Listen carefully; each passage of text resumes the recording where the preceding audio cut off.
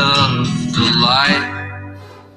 You don't belong.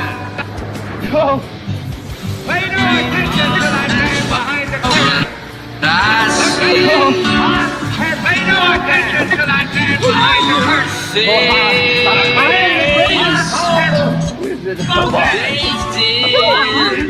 I don't believe you. It's true. There's no other wizard except me. I don't believe you. Yes, that's exactly so. You're a very bad man. Yes, that's exactly so. I'm all this You're a very bad man. more.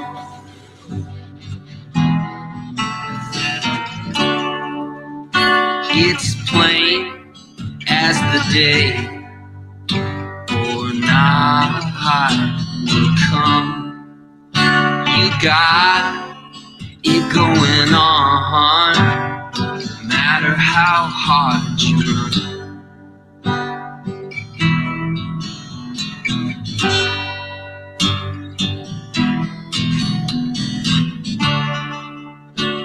Peel off this fear, memory of time.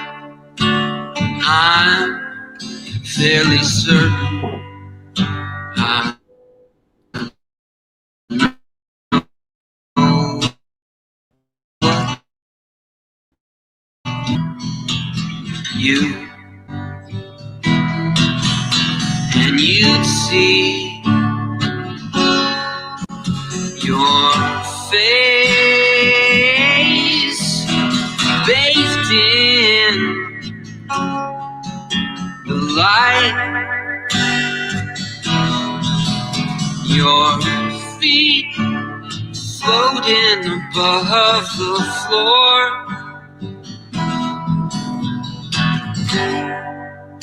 All this and more.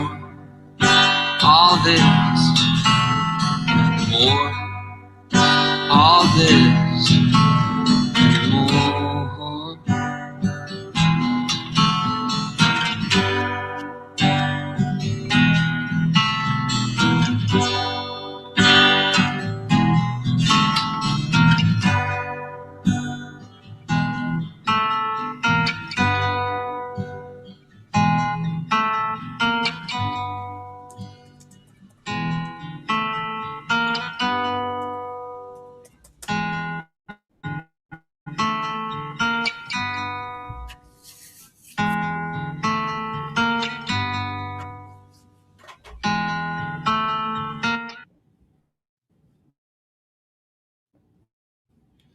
The inside guy. Okay. Well,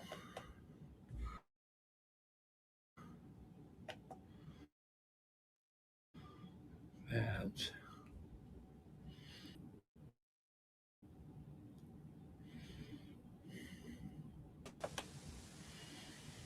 Hey there. hi. Hello. I hate to cut off Matt. What is that? Green's- Those audio baffles? Oh yeah. Like on the thing. That's a light. Yeah. Oh, it's like a ring light, but it's a diamond, Yeah, I can turn it on. basically. Oh. What do they call that?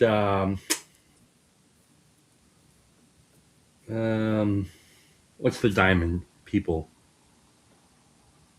Diamond people. I forget what they are.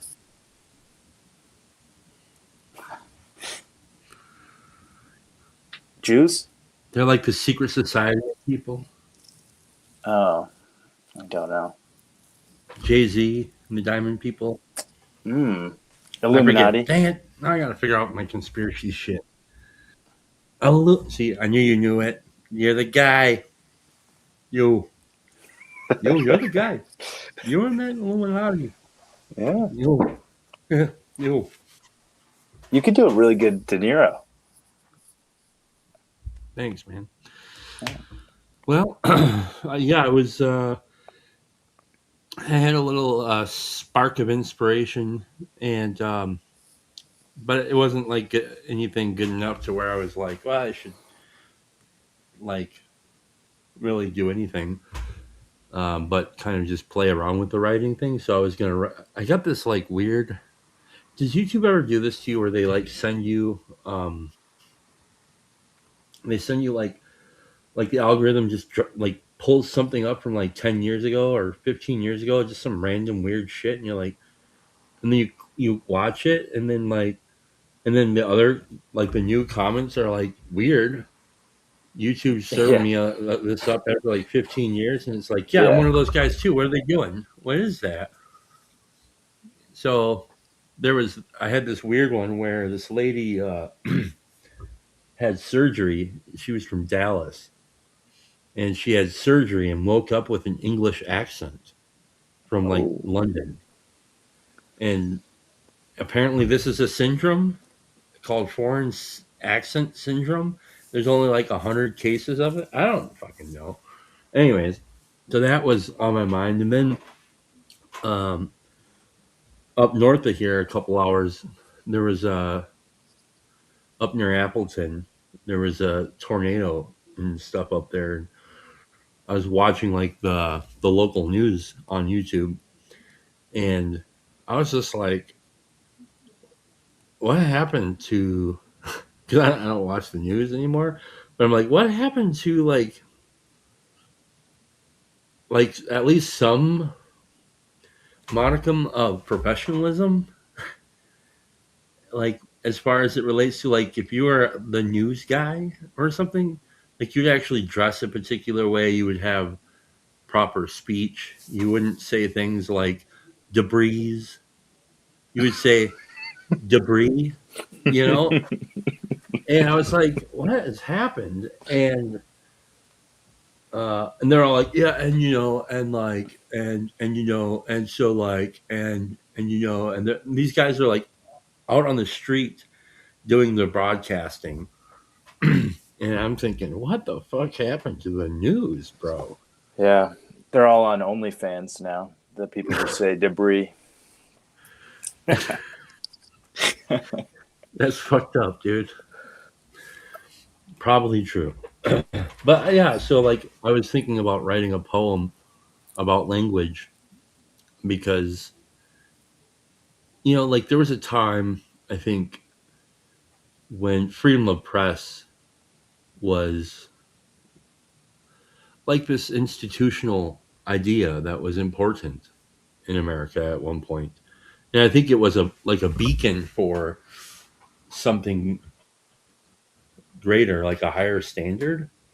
Yeah, of course it was corrupt. There's always corruption, but there's a principle at work there. And so it's interesting to see that. And then I was thinking about this idea about what the hell is it that can make somebody go into surgery and then wake up with a completely different regional accent, like from an entirely different country. Then I watched the one, and literally within minutes, there's like 5 other cases that the algorithm starts spitting up to me, and I'm like, what is? Yeah. Wow. Foreign accent syndrome is FAS, which also stands for fake as shit. So you have to be wary of these things. But let's assume that it's real. I would say that it gets into like, in my mind at least, more sort of mystical territory of like the connectivity of all mankind, something like that, where it's like, because everything you know about an accent or a dialect would be something that you're experiencing through your body. And so then you, like at a physical faculty level, are hearing it and then repeating it, mirroring it back. And so you pick up all the different silly things that you say, including debris or across, but then like these things apparently seem to be not inherently tied to it. And you could say like this lady's probably heard a British accent, but it gets to weird things like using different words, you know, like in the like throwing it in the bin or the car park or whatever. These things that aren't like, they're not on TV. They're not the fancy British things. They're just sort of rubbish. right. Yeah. Yeah. Well, there is that. So, is it a real English accent, or is it an English accent made through her perception of an English accent? Is what you're saying? Okay, maybe. Yeah, I mean maybe, but she seems to not like it, and so Yeah. she's taking like speech Was it the therapy to Chinese get rid of lady? it. Oh, there was another one. Yeah, Yeah. there was an English lady who woke up with Chinese. That's the one I know of. Yeah. So you've heard of this? Yeah. Oh, yeah. How the fuck have you heard of this? Well, I don't know. I think Joe Rogan talked about it, but Okay. yeah. Okay, so here's what's happening. Here's one of the things that's happening. There is no such thing as the Peterson sphere, but there is the Rogan sphere, and we are a little corner of that sphere because that's really that's the real sphere that's happening. Because Yeah. And that's why we know about Peterson. so basically, Rogan is like the cult, the top of the hierarchy of the cult of algorithms, basically. Yeah. So everything kind of trickles down from whatever comes out of his mouth. So that's like, so this foreign accent syndrome is like spittle, Joe Rogan's spittle of the algorithm, essentially. Yeah. Okay. But also, I mean, there's a weird You know- feedback thing too, because he is constantly referencing Instagram Reels and YouTube, and like all 10% or more of his guests are people. Like 90%. 10% of the guests are his friends. 90% are people that he finds on Instagram. So it's like the algorithm is feeding back into his mouth, which is even scarier. So there's a feedback loop thing. Well, okay, but this language thing, I don't know if I want to step away from that topic yet, because I think there's something at play there too about, like, do you remember when way back when Peterson had all these weird kind of like interesting anecdotes? Is that the word? Anecdotes about like scientific anecdotal things where he mentioned something like apparently all babies at a certain point run through all of the different phonic shapes. Like, so you have like Eastern, Western, Asian, all these different kinds of shapes, like sound shapes, not mouth shapes, but like, kind of like, I don't even know how to say this, but because I can't remember exactly what he said, but it's like basically they're like proto language, and from different regions, but babies all over the world will say all of the different combinations of this kind of thing in there before they latch onto their particular region, I guess. So that's weird, and like I don't know. I think like the reality of the connectedness that we share is very, very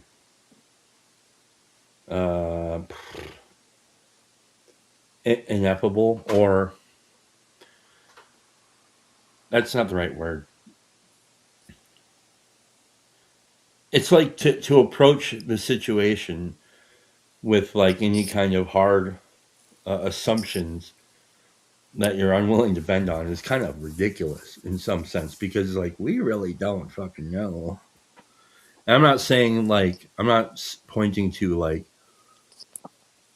simulation or anything like that, But I think there's something about there must be some sort of shared network of knowledge that at some level um, of this realm that we aren't really able to consciously. Not everybody can consciously tap into. Maybe some can. I don't know, but I do Yeah. think it's to do with epistemological epistemology, something like that. Interesting. So, have you heard of the telepathy tapes? I have. Um, I I don't like plant a flag on whether or not they're real or whatever, but I do think that Oz Perlman is the person that I've heard say that it's fake, and I don't trust anything that he says. And he's like that illusionist guy or whatever.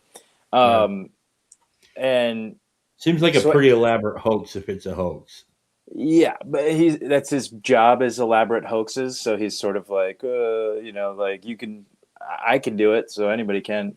I don't Yeah. know, To whatever. what end? Exactly. Um, yeah, it's pretty obvious that like the people involved would not gain anything by like making their kids go through their nonverbal autistic kids, like, hello, pay attention, go through these ridiculous tests, to sort of get at the scientific Right. aspect of what's happening in their life. But anyway, so yeah, if anybody hasn't listened to it, I recommend it, because it's just like mind-boggling, the story of these families that whatever, discover these powers. It's entertaining if nothing else, but it's pretty interesting on the human interest level. And then as far as like that thing that people can tap into but other people can't, that's something that like the CIA has been doing. So we already know that like people who put their money where their mouth is, so to speak, uh, they're investing in this human capacity at some level. And whether or not that's witchcraft or whatever, it's just sort of interesting to me to be like, that's an actual plane of reality that some people can. They're really good at it. They have a natural talent for it. So like the people that work with the CIA, there will be 100 people that apply or that they sort of tap on the shoulder, and then they're like, can you remote view this thing in Africa? And then certain people can do it and certain people can't do it, and you can develop your capacity or whatever. But these nonverbal autistic kids in the telepathy tapes are they're able to like conference at locations in their brain, The or but hill. not Yeah. really. Yeah, the hill. And so that was really interesting. They have homes and other things, and they're also present after their life. So there's like some, you know, afterlife implications and whatever. So it's all very fascinating. But when it comes to language, I was going to ask you a little bit more how you were connecting these things, because uh, you were telling about Peterson's example of the babies who make all the different sounds. Yeah. So are you sort of intuiting that they are interacting with language on a global, universal type of scale, and then they're particularizing throughout their life as they ingrain in their society? Yeah. I mean, maybe. Yeah. And I'm thinking about kind of well, that specifically, yes. That's what I was pointing to. Is like it seems like there might be something like that. Like there's some sort of base level uh, pre-Babylonian, Right. I don't know, kind of implication there, and then you get in where you fit in. Basically, once you hit a certain pattern, Mhm. um, once the kind of like in a key in a lock has teeth, and once those teeth are in unlocks, right? So something like that. But then um,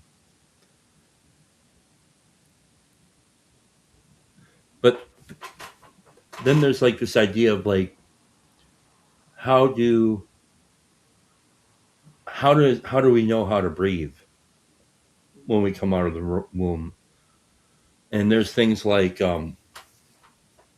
bodies know how to throw, kind of. They're built to like, and like monkeys don't have that, and stuff like this. So there's like patterns that are telodic patterns, and um, and they all seem to be kind of like patterns that point to connection and togetherness, like real connection.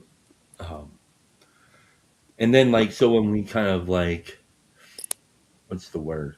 Uh, Kind of reject or deny those things. Those are like the denial of connection. This it's like, to me, it's that points to something like these kinds of certainties that this guy who's denying the whatever the telepathy tapes or whatever. There's like this end stage individualism that points to.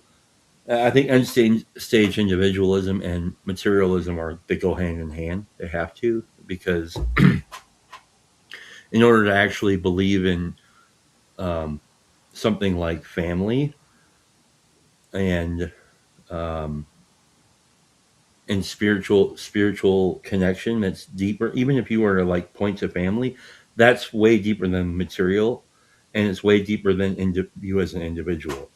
Those things make you, right. It's not the other way around. And so end stage, late stage individualism is the spirit of isolation. And um, so, yeah, that's kind of what's on my mind about that. It's kind of weird, eh? Kind of weird, bro. Yeah. I'm reading a book called uh, A Different Drum, and it's by M. Scott Peck.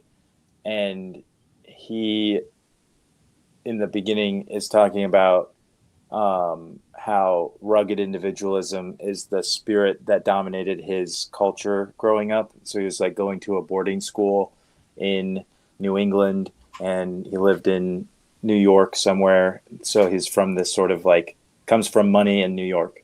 And then he just hated it. And so in 10th grade, he said, I'm not going back there. And so then he went to this Quaker school for the last 2 years of high school and found community there. And there was a vast diversity there that was not allowed, like almost like the pluralism that we talk about. But in the boarding school, there was a rigid sort of like, we're all going to be the same, but the rugged individualism was the spirit behind that.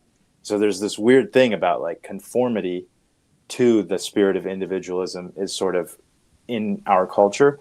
And then he talks about how individualism, rugged individualism, demands that you fake it because you can't actually be as individual as you want to be.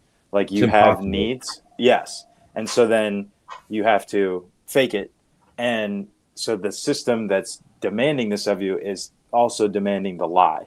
And then he's saying that you do need to be individuated. That's a real thing. Like you need to be your own person, and you need to be interdependent. Like you can't be codependent where you're dependent on someone else's situation and drama or their love for you or whatever. Well, but you need to be. There's a time and place for codependence. My daughter is codependent. She must be. Right? Like or she's at least dependent upon her mother and father. Right. Yeah, that's interesting. So like if it comes to like, you know, you're reaching a point where, or let's say you wake up tomorrow and you had a massive stroke for some reason, just like out of nowhere. I don't know how old you were, 20 something. You just had a weird ass stroke and it just knocked your ass out, right? and you lose,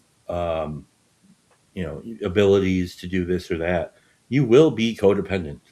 Mhm. No doubt about it. So there's a time and a place for it. As Matt says, it's a both and.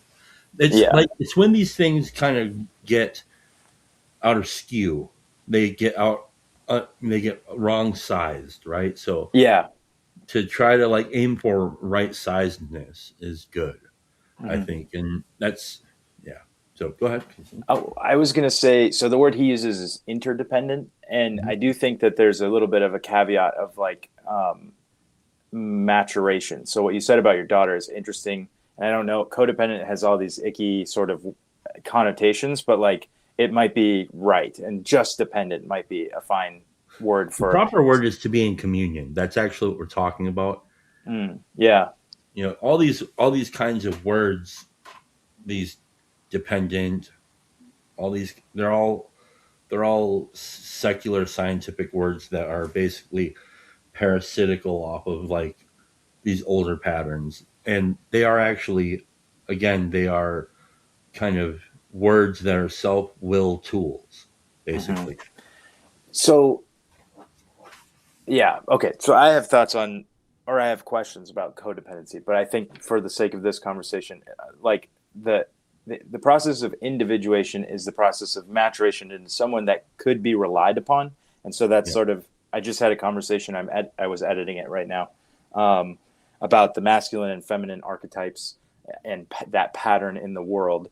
And the, like the conclusion that we came to is sort of everyone has both things to fulfill within themselves. So you, as the father of your family, have the masculine role, but then you also need to be in the feminine role towards God, who's above you, and you need to be properly feminine in your masculinity towards your wife, who is the feminine to you. But then she's the masculine to your daughter, and you both sort of are. Mhm. And then the daughter is then receiving from you and Anne, but then she is also like, do you have pets? Do you have dogs or anything? Two. Yeah. Yeah. So like as she grows up, she'll learn to feed the dogs and walk the dogs, and so then she's acting as the masculine or the pattern to the animals, and so they're at every level. Each of you will be both of those things, which is the individuation and the interdependence. You can't have either or, and that's what you were just saying. Yeah, yeah. It's I think it's I think basically, if you wanted to boil it down to a word, it would be something like the word humility probably can cover the whole thing if everybody was playing that game right. Mm-hmm. Yeah. It's very, and that's difficult. I mean, but that it takes a humility, I think, to what it's like being a family, to try to be. Now you're the guy. You're the, for lack of a better word, you're one of the captains of the ship. You know, and you have to kind of assume that anyways, because like in some sense, both you and your wife are assuming that role in some sense, because like let's say you know you kick the bucket today, she's got to be the captain of the ship tomorrow. So Mm-hmm. we're Mm-hmm. always kind of practicing these roles together. It's really fucking hard, Yeah. especially like in my situation. My wife is like infinitely more mature than I am, and like what I like about being the husband is that um,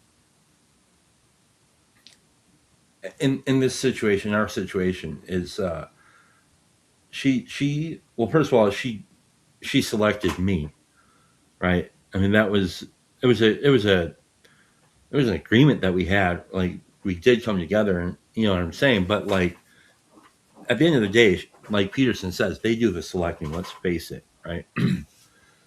And so there's something in me that she sees that maybe I can't see, right?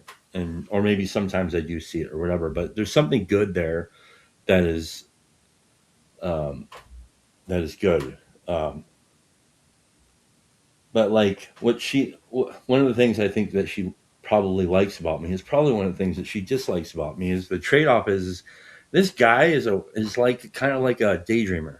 You know, he has daydreams. He likes to be creative.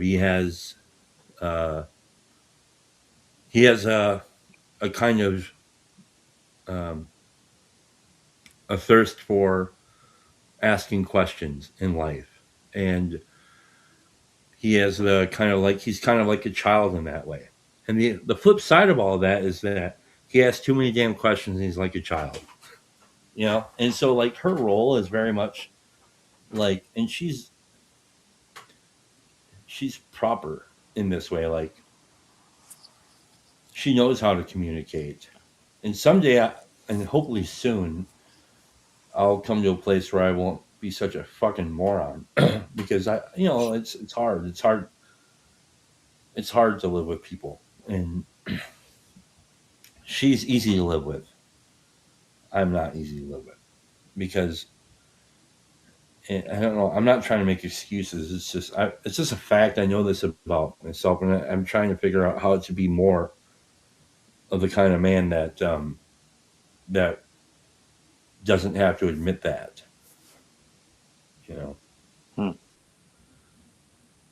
And can so it's coming little by little, but yeah, but I love being in a team. You know, it's the greatest thing, dude. Yeah. And then like when you look at your kids, you're like, wow. And you know, it's like it's not like you look at your kids and you're not in a marriage. Like that's the other thing. You know, like you're not single. You're not two single people who are boyfriend and girlfriend with a kid. It's different. You know, like you're husband and wife and with a kid. Like there's a different thing there. It's a different resonance. Yeah. Yeah, in the book that I was referencing, he uses that exact example of himself and his wife and how he's type A, like rigid, it's got to be this way, we got to be on time, that sort of thing. And his wife is a little bit more like flowy. And so she's amazing with the kids, but it took him a long time to have a relationship with his kids, because like a good one, because he was better at work and things like that, because it rewarded the way that he was. So then when they were first married, they were like at each other's throats about like, why do you have to be on time all the damn time? And why do you have to be late all the time? These types of things. And then they've learned over the course of time to, as slowly as, is necessary, to integrate those aspects of one another into themselves. So like he's learning to become more like her, but he's not like her ultimately. And that's good. And it is the teamwork thing that you're talking about. But yeah, I think that's interesting. I don't know if we can loop it back around or if there's any point, but I did want to get back to language. Before we do that, in some sense, like when we stand up there and we say these vows and we get married and we do this thing, those other people are dead. Mm-hmm. The people that we were, they're gone. They have to be. Now we're dead. They're dead in the sense that a seed is dead. Right. They're not dead. It's like it's time to move into something new. You cannot be, and that's hard. I think that's really the hardest thing that I've had to try to deal with is because I too have so she's very like she's not concerned about being somewhere on time. It's not because she's immature or anything. It's just that's I think part of her kind of like her individualism. Maybe it's a shortcoming, maybe not. I don't know. For her, it wasn't, but for me, it is. So I'm always like, we got to be like, if we're not 15 minutes early, we are late, but I'm also the kind of guy that will like put off doing the lawn or something. So it's a weird thing, and we're complicated. We're not just like ones and zeros, It's like really weird shit, And so in some sense, those people like now I'm thinking about like the seed and the sower and the thorns. That's so weird, dude. So when the thorns are choking out the good seed, the farmer or whatever is like, dude, we gotta the people are like, we got to kill those thorns, and the guy's like, no, just I'll let my angels sort them in the after. Like that to me seems like marriage. Hmm. Letting the angels, because like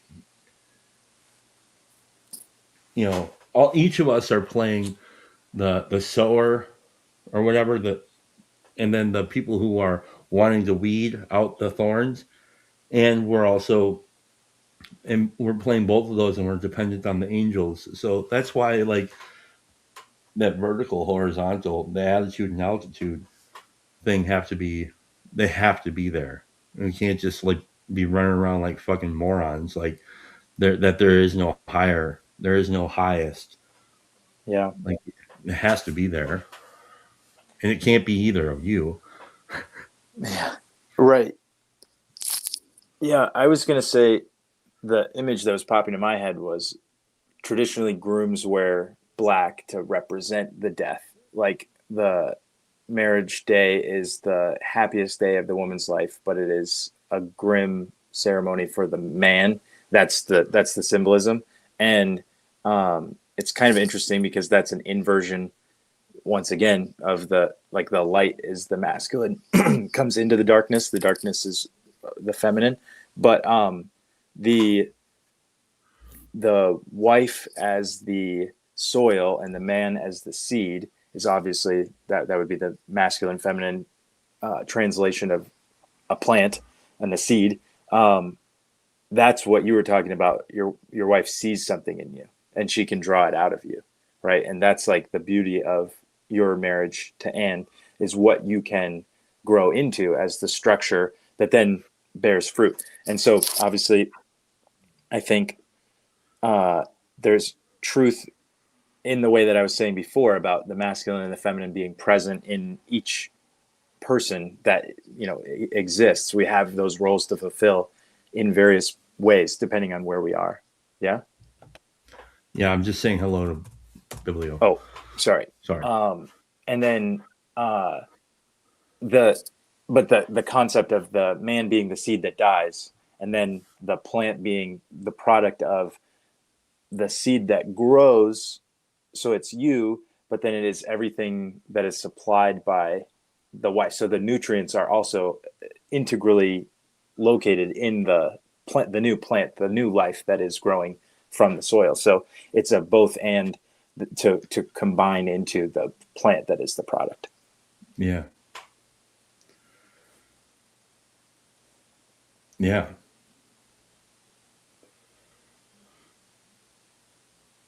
Yeah. I'm wondering how we got away from how we seemingly got away from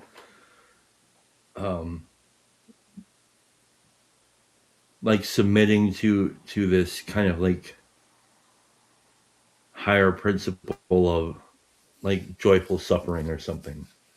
And I don't know if it has to do with again, I mean, we started out talking about language and stuff like that, but we got way the fuck out there. But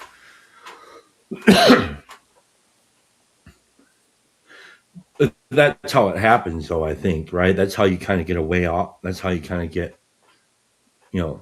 over the hills and far away and further away from grandma's house by the language and the language games. And I think the kind of the slow wandering off the path of, let's say, the word. Now, I'm not saying, we can say the word as in the Bible, that's fine, but, and that's probably right, but I don't have much to say about that because I don't really know, but I'm thinking about, yeah, that's the question.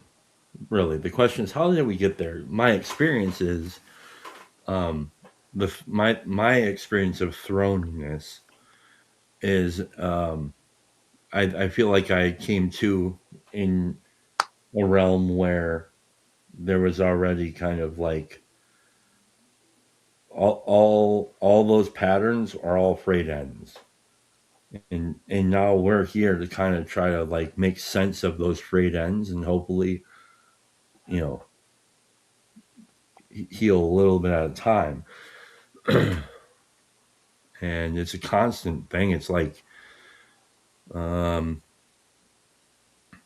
it's like trying to, yeah, it's like being in a speedboat and you're under the water and you got these frayed ends and they're all like hanging out in the water and the speedboat's going down and you're like down underneath that damn boat trying to find one, and then this one they go together and then trying to get them together without the water blowing them back apart. That's a really weird kind of image, but you see what I mean? That's what it feels like.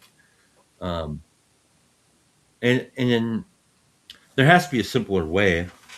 You know, the simplest idea is like, well, go to church and submit. It's like, I think that that's true, but I can't see, um,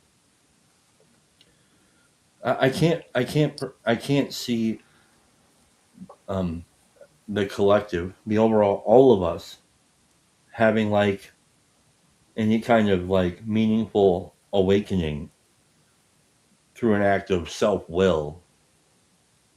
You know, it has to be. I mean, like what turns you back towards, you know, faith? You know what I mean? What turns anybody back towards even considering the question?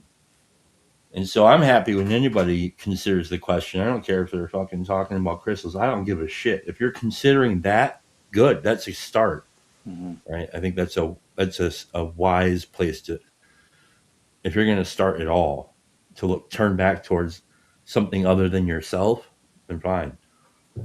But and blah blah blah blah. Have you heard about Theo of Golden? I have not. Um, it's a really good book, and I think you'd love it. It's I don't know how long it's been out, but I just found out about it. I've been recommending it to everyone.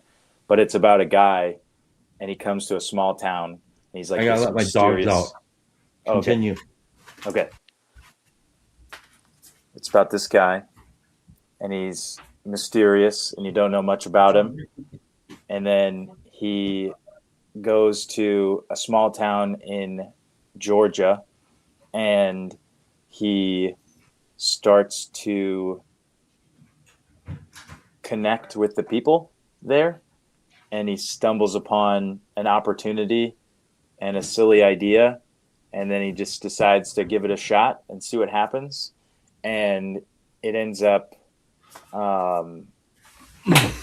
having these ripple effects in everyone's life, like the way that he interacts with them in a spirit of love, like kind of like that, like Jesus, like the seed that dies.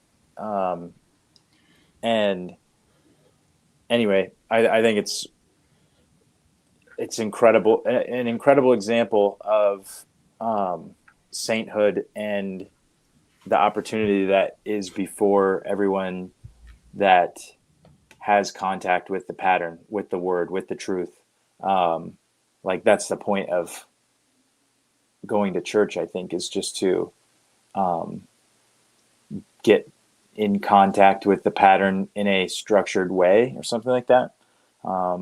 Because yeah, I don't even know. Like, I get so frustrated with church that I just don't go. That's where we're at right now. Is like, oh, okay, well, Jesus exists outside of church, and so we could just not go.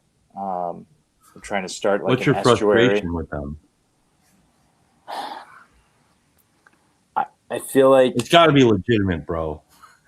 yeah.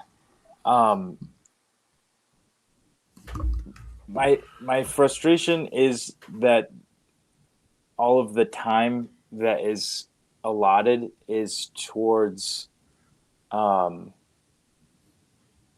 least in the ones that I've given a shot, has been towards doctrine or like sort of habit formation through sermons. So like, this is what you should do. But like, there's not a big difference between that and, I don't know, reading a list of good habits or something. Like, there isn't anything that actually allows anyone to connect to another person that would help them do that, or develop the relational arenas wherein you could practice anything like sacrificial love. And then you call it good. That tends to be that's the experience I've had so far. It's a lot of people calling it good. Like, I did it. I showed up for the 45-minute thing with the 10 minutes of music, and there you go. And I've been wrestling with my wife because she went to church all growing up, and I went for a little bit, and then we stopped, and sort of we were just Christians at home and didn't have like a Sunday practice. And then when we got married, I tried to become a pastor, and then that just kind of like ran its course. Like, I couldn't do that for the reasons I'm describing to you. And then when we moved back, it was like she had kind of concluded the same thing as me. And so now she's like free of, I have to go to church or else it's bad. And so she's a little bit less excited about getting back into a structure. But I keep thinking, like, at least there's people there, you know, like that's really all I can think. Well, yeah. So that's the thing, right? Like, you guys must have at least some family around. So you probably have family around often, and enough family where it feels like your kid is going to be socialized to some degree with a lot of care and love. So like, yeah, so church probably is kind of something that seems to be able to be put on a back burner. But I do think it's interesting. It's kind of like, I hear atheists sometimes do this where they like they give up on the God thing, and then they're uh, uh, like they give up on God for the faults of man, and then they just turn towards men as Yeah. like themselves as God, and it's like, it doesn't make any sense, dude. You got and then I'll say something like, I don't have faith in mankind or whatever. But it's like, yeah, but you do, because that's what you're doing. But so it's a similar thing. Like, you guys turned away from church because they didn't have this disciple like structure that would be fulfilling and enriching. And then you left church assuming that maybe you guys would be that for each other, and then you just you didn't maintain that, and that's a hard thing to maintain. The biggest thing for us, because we were at a church for like 3 years, and the biggest thing the reason why we turned away from that place, like, the best way I can say it is, if we would have never had Carolyn, it would have been a great place to go to church for the rest of our lives. Because, like, and then when we got Carolyn, it's like, well, we don't really have like all my family's away and far away, and her mom and dad were around, but her brother and their kids were like 5 hours away, and and like, we need to be able to have some sort of like, really, we need to be able to like, okay, how do I put this? When we felt like we're having difficulty connecting with people that were our age or around our age, with families at the church, and we had been going there for a few years, so that's already hard enough, right? If you're not making connections after a few years in a church of about maybe 200, something is weird there. So then I stood up after like one of these committee meetings that we had, and I asked the whole church, as kindly as I could, I said, we've been coming here for a few years. It's kind of difficult for us to make connections. We were hoping that maybe some of you guys can help us get connected with you. And then nobody responded. And then about a month and a half later, Anne had her back surgery, and she couldn't lift anything for like a month straight. So somebody had to be here at the house every day to help get Carolyn out of the crib because Anne couldn't do it. And like one person from that church showed up one time, and they're like not even 10 minutes away. And so it was like, well, this is obviously not the place for us. And that sucked because we invested like 3 years there. We did like the people there, but the people that we were connecting with were all like 70, 80 years old. And so then we left there and we went to this Ethan's church where Ethan goes to church. And they have like the first day we were there, they were like, oh yeah, blah, blah, blah. And it's like they're like, yeah, like 3 years ago there was like 6 kids that are like under the age of 1, and like that was 3 years ago, and now we got like 30 kids that are under the age of 1, and it's a church of maybe 200, maybe 200. So it's like I like it, but I also see some potential issues going out front there. But other than that, Anne likes it. I'm all on because what honestly, she's the captain of this particular part of the ship because I don't really give a shit about like I care about doctrine and all that stuff, but it, I don't know how to put this. I don't have a relationship to the propositional aspect of doctrine in the way that some people do. I have like a very tactile relationship in the way that you said, well, you don't need to go to church to see Jesus. Like I have that kind of relationship with God. So I'm not really worried about the confessions or any of that shit. I just doesn't really bother me. Like, do you believe in this? Sure. Yeah, whatever. Yeah, yeah, Yeah. yeah, And it's not a lie either. It's like, no, I feel like God put it on me to be able to be honest about um, not having to be uh, that invested in that way. I'm highly invested in these other ways, which I think are more like on the ground kind of ways. You know, yeah, I don't yeah, think God is so petty. I don't think God is as petty as we are, to be honest. yeah.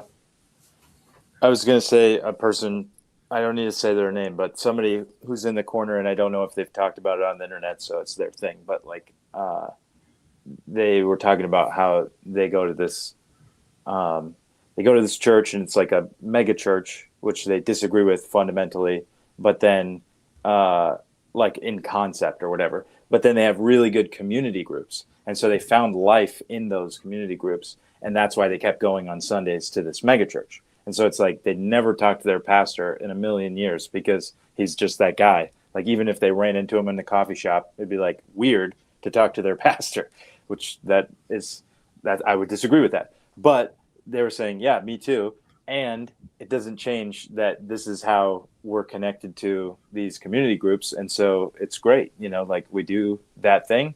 And it's like what you're saying, like just not as important one way or the other. It's like not that big of a deal. There's nothing, they're not asking us to do anything that we're uncomfortable with. It's just a matter of like preference at that level. And then the important shit is happening. And so like, let's follow that. And I think that's good. Yeah, and if God, I have enough of a relationship with Him where if He put it on my heart that it's got to go, like the gas pedal needs to be pushed down a little bit more in this area, then okay, I'm willing to do that.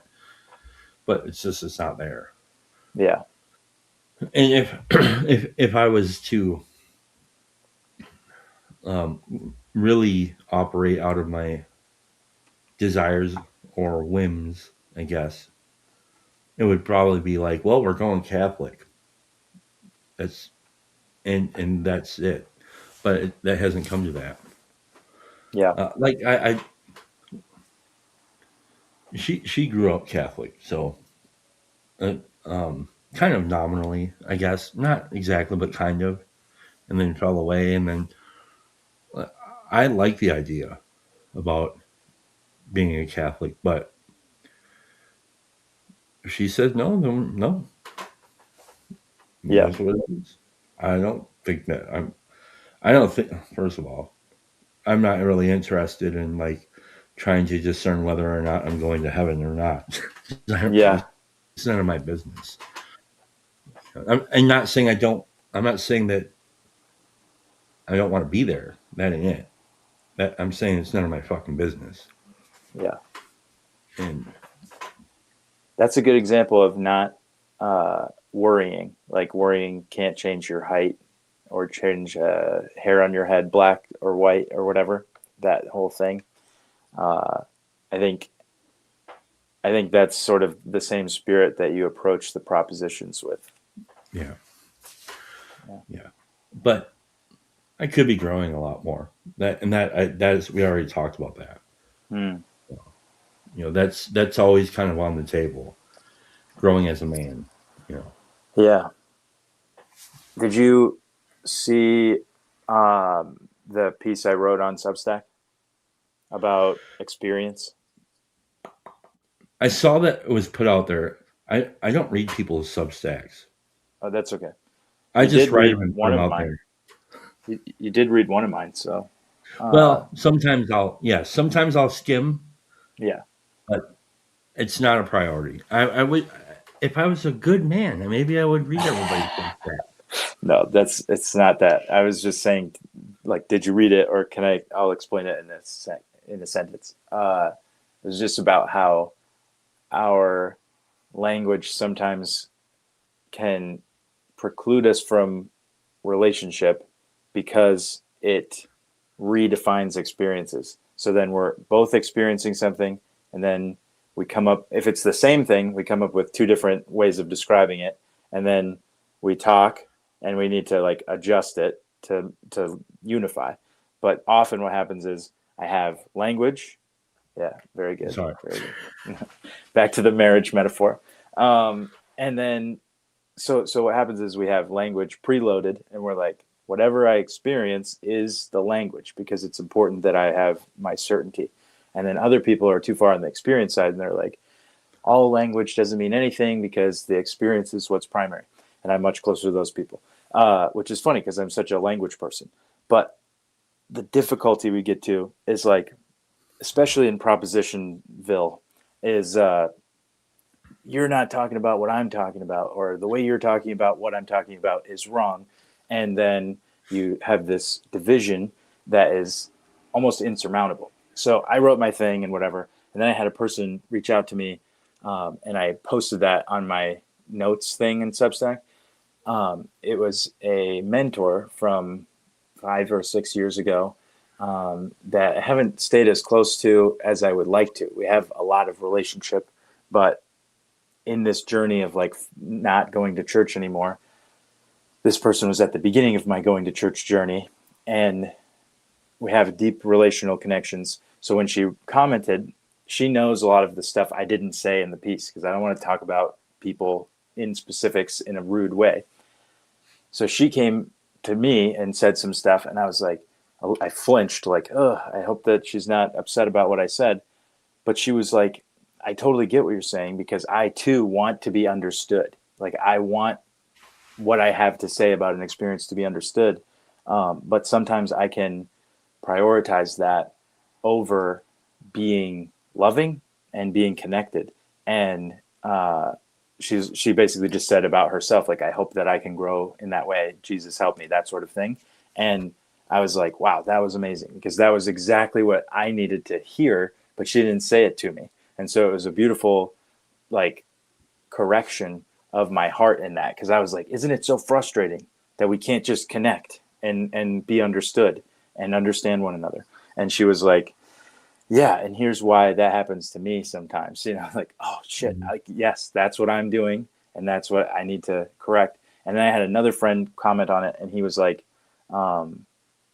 yeah, he just was focusing on like love basically as the bridge. And that's what I said is like, I think that's where I'm trying to direct my energy, at least as of today and as of this week, is just towards the bridge. Like, I just want to be the bridge. I want to be looking for the bridge. Like, I think maybe it's just Jesus that's the bridge, but like, I want to be focused on that and not so much like why it is that some people are on this side of the bridge and some people are on this side, or what it is that caused the cavern that we have the bridge over or whatever. But like, how do we maintain that bridge, and how do we like allow access to it, and try to I don't know if you live on the bridge or if you just go to one side or the other, but like just how to have a relationship with people and not be divided. And I think it is fundamentally what you said earlier in marriage, like it is the dying of that old self. And so rather than like trying to let that self survive, it's going to be a process of allowing it to die so that something new can be born. Yeah, I think part of me is fundamentally like that. But if I have like bad experiences with people meeting, like meeting the trolls under the bridge, I have difficulty not taking that personal, and like, and then I have difficulty discerning who's a damn fucking troll and who isn't, and so yeah, that's a hard. I do think that I would aim for reconciliation, but there's like a lack of trust there too, you know.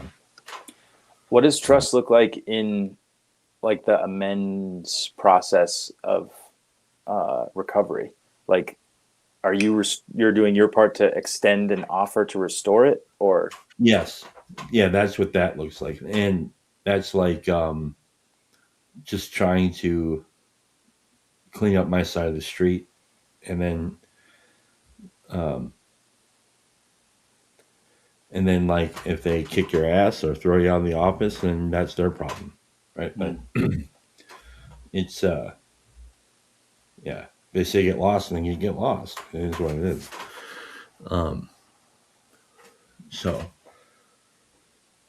yeah, I'm curious about your you said you're a language guy. You said I'm a language guy. Yeah, and I'm curious what that means for you, and what, like, why are you a language guy? I think it probably has to do with like the home that I grew up in. Both my parents like to read. Primarily, like that's my whole education is basically just like books being read because I was homeschooled. So like, here's a book, you read it, or I'll read this book to you. And yeah, I've always liked that. Stand-up comedy was like the first thing that I really liked. That was like my thing, and that's just the same as reading or writing or anything. It's mastery of language, and it comes down to what I was saying about I really want to be understood, and so language is one way that you can make yourself known to other people, and that's the way that I've like. I think it's a gift too, to some extent, because I'm very conversational. Like if I had to say a spiritual gift, it would be connecting to other people, and that's like talking, but it's also not talking. All of the things. But I'm definitely language forward. Like rather than images, I would think in expressions or something. I like to code or condense images down into phrases. And so I used to write, like I've written hundreds of thousands of words of fiction, and my dad makes websites. So when I was a little kid, he would made me websites, or I made them on iWeb or whatever the Apple website thing was. And I would make little blogs. So yeah, it's just been a part of the way that I've grown up into the world, expressing myself. And so it's probably my primary form of art as well, I think. Although I don't know that I've been super artistic recently with my words. But yeah, so like when I was going to be a professional Christian, I was going to be a talking one. I'm not going to be like a maintenance guy or a whatever, like the finances guy. I'm going to be the one that talks about it, because that's what I do.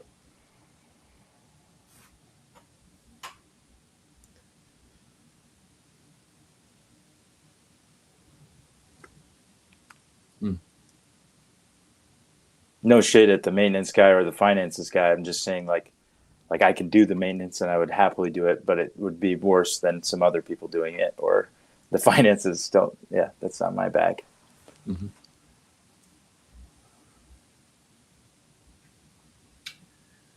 Yeah, because I was thinking today when I was talking with B about kind of like um, brief story as like or speech is like fundamental as breathing or walking or so speech and story they're connected. It's like because it's not just speech, right? It's consciousness, and consciousness is like very very elusive to understand. I mean, it's like you can have like 10 thoughts like that, and one of them is like about a taco and the other is about a mountain, and it's like it's just so bizarre and yet they can make sense. And and so like story and speech are kind of this kind of uh, fundamental uh,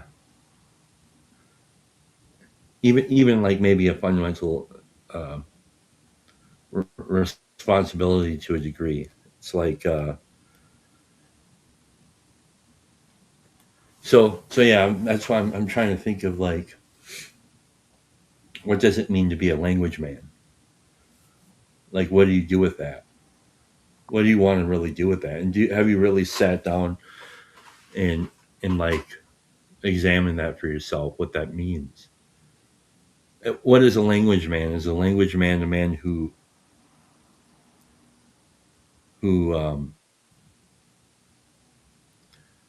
so like in the past where you said that I kind of gotten on you about being thinky talky. It's not necessarily true. It's more like put skin on the bones.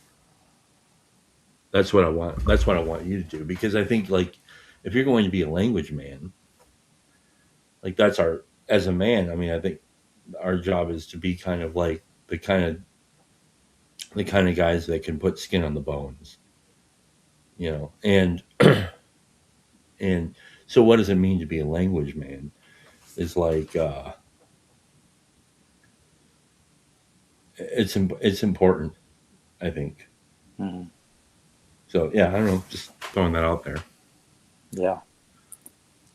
Um, yeah, I think when it comes to like what I was talking about with the bridge, like wanting to focus on the bridge, that's sort of top of mind right now. But just like that would be an example of a way that I've been using my language to focus on figuring out, who's saying what, why, how did we Yeah, get here, what's the history of these words, and then what kind of words can we use yeah. to build that bridge, to encourage people to get on that bridge, or whatever. It might not be the perfect image, but Well, let me ask you this: when you're hi Neil, I don't know if your camera there you are, and I'm not trying to put you on the spot. I'm trying to what's the word? Um, spur you on. I want to spur you on. Are you a language man when you're doing when you're out at the picking up people's groceries? I think that's the thing. If you're going to be the language man, be the language man. mm-hmm. You know what I'm saying? And that's something to consider. I don't know. Because I think if you can be the language man in those places, you can be the language man. You know what I'm saying? Like it makes it makes these other places on the page that much more like vivid and alive, I think. So if you practice it out in those other places, you know what I mean? I'm not trying to preach. I'm just trying to think of like keep that Yeah, in your context. Like it might make you the best language man. Who knows? yeah. I don't know. Well, hi guys. Hello. So Hi. So I wanted to tell Ian. So I felt over your time in the corner, I felt rather standoffish in regard to you, and I'm always asking myself why. Like, what is it? And I think it's that I've always felt like you're trying to get something, like there's something that, but it can't just be that, because I don't think it's wrong to have goals and to be aiming um, to grow a channel and to, I don't think it's wrong to do that at all. But actually, in this conversation with Chad, there were some things that you were talking about that kind of won me over more than ideas, you could say. So just the struggles with finding a church that fits and yeah. So I don't know. Maybe it's because I'm so oversaturated with ideas and words. You know, we live in a time of words. And then just yesterday, I was watching something. Maybe it was a short where the guy was talking about Thomas Paine's Common Sense, which came out like 1770. I saw And that. it's like what percentage of the American populace was literate, and yet there was only like 3.2 million Americans, and it sold 100,000 copies. And some of the words in Thomas Paine's Common Sense are words that like I don't know, and I'm probably no, I was gonna say 99. I'm probably only like 96 percentile of verbal fluency in this country, but still, it's not a great sign. So it's like what are the things that we can do and read and focus on to be truly different than the rest, you know? Like we have to, in order to be unique, if we're determined to be that way, we truly have to be influenced and around things in a unique way. But it's so much harder than that, because you also can't run from yourself. I think when I was younger, I would really gravitate toward these fictional characters, the particular fictional characters where I was really attracted to them. So Captain John Sheridan is one. Chad knows that in Babylon 5. There are a bunch of others, and also not fictional characters. Like I was, so Sun Tzu would be another one, but that was more so Gordon.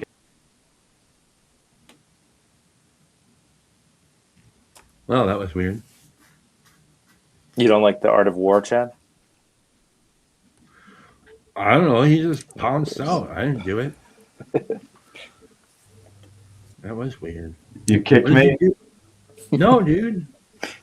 I pressed I enter. know I talked for a long time, but you guys have been going for an hour. I could get 5 I minutes. I like being on the other side. Yeah. I didn't kick you.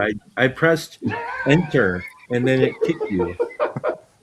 It's like I'm every glad it did. conversation I have with Chad, he's like, every time I call him back, he's like, I didn't hang up, or I did. Actually, when we're on the phone, I hang up on him more than, because I connect my headphones, and whenever I do that, it hangs up on him. So it's kind of like tit for tat strategy, which they say is the optimal game theory when you're dealing with a adversary, is tit for tat.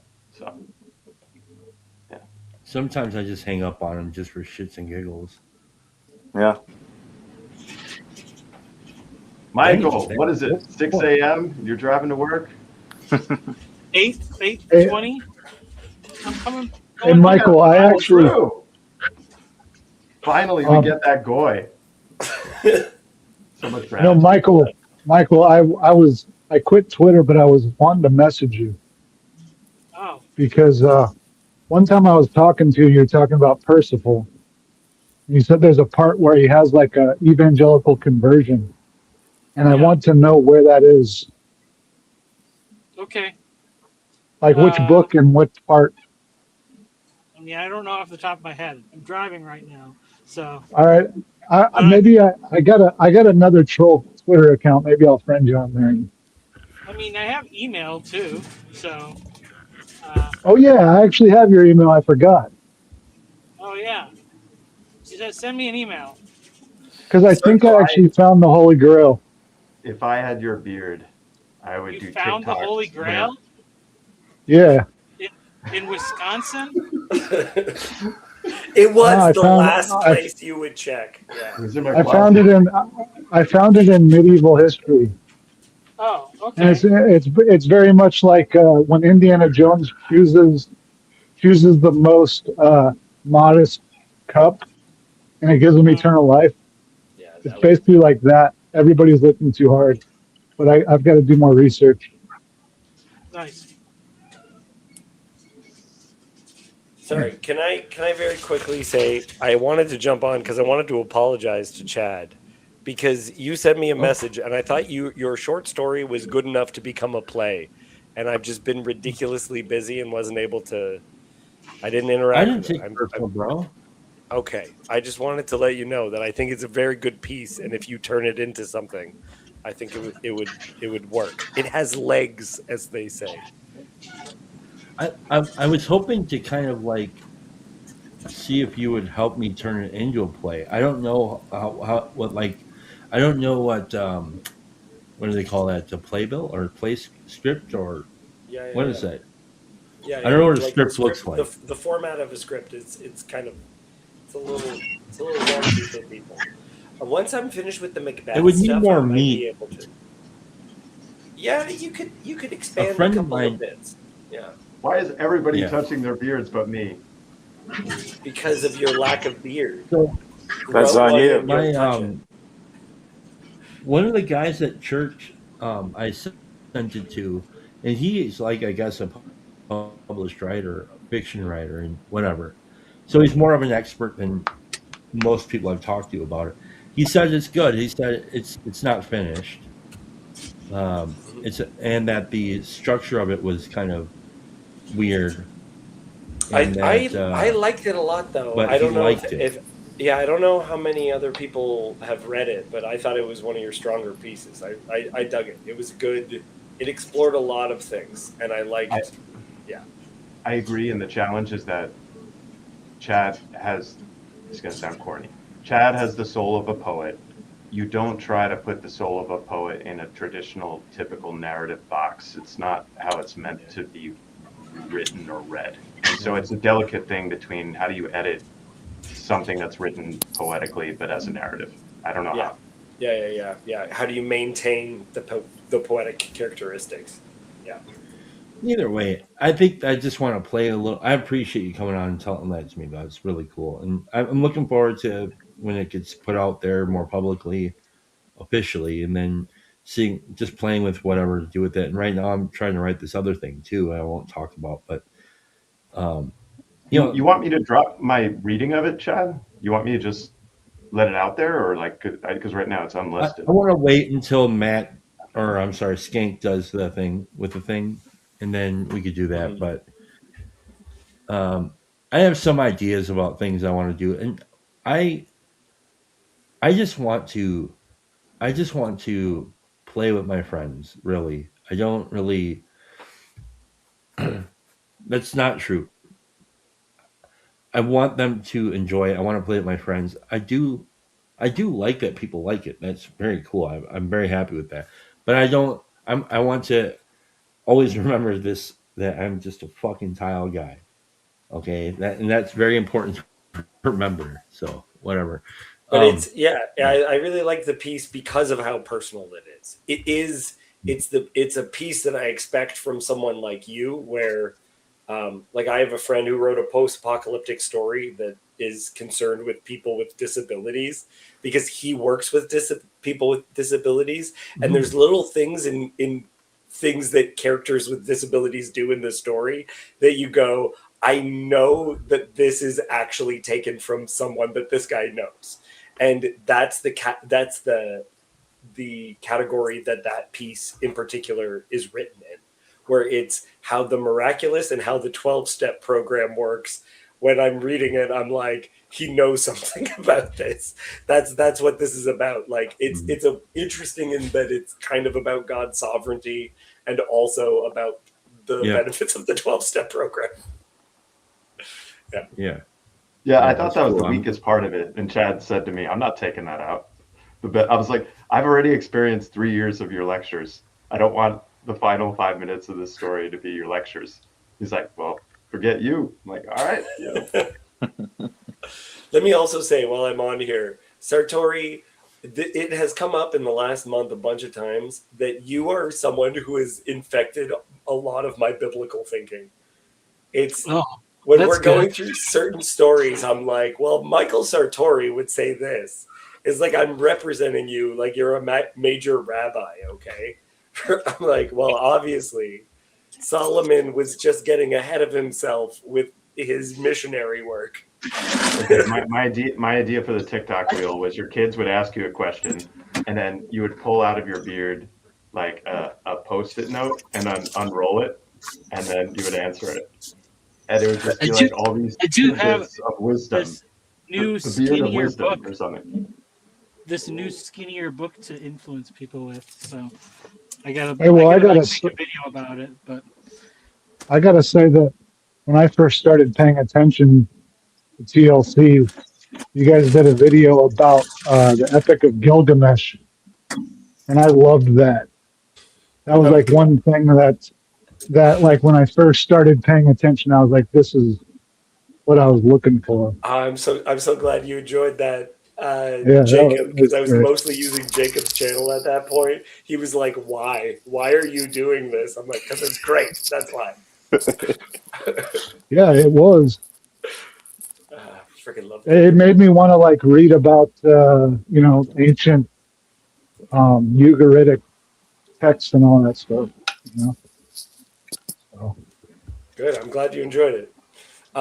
Neil also found the sermon that I preached. Like I preached a sermon like a week and a half ago, and Neil just like dropped a ton of comments that I think my church youth pastor who runs the YouTube channel was like, what?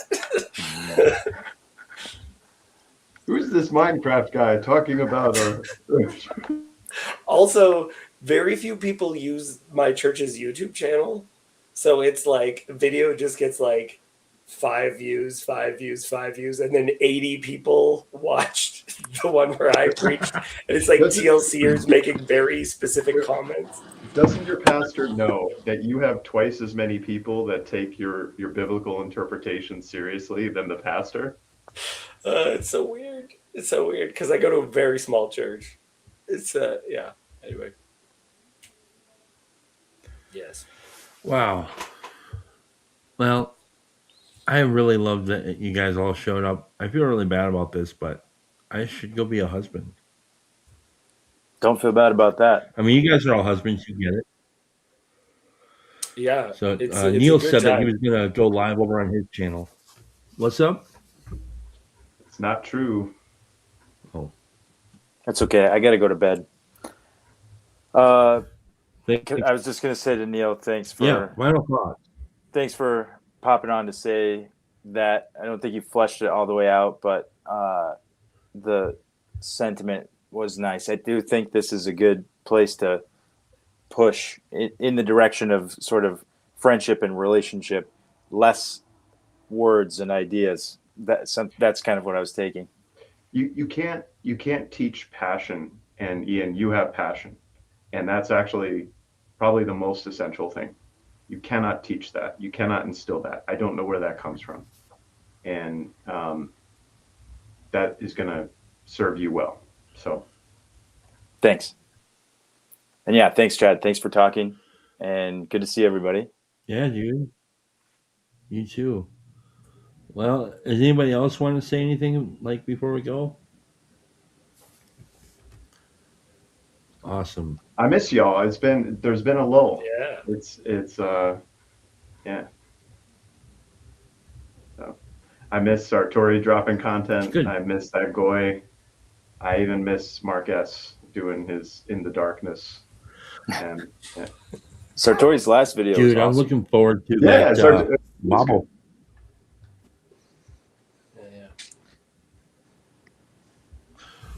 All right. Well, I'm gonna hang up. Literally. Thanks, all. Dude, my ending brand, my clothes branding is like the best. Watch this shit. This is great. Bye, bitches. Wait. Come on. End stream. End stream. Son of a bitch. What is happening? Keep it going. Let's keep this stream going as fast as we can. Here it is. All right. Bye, bitches. What? Damn We ain't going nowhere. End stream. Okay, here we go. Keeping this. That's it.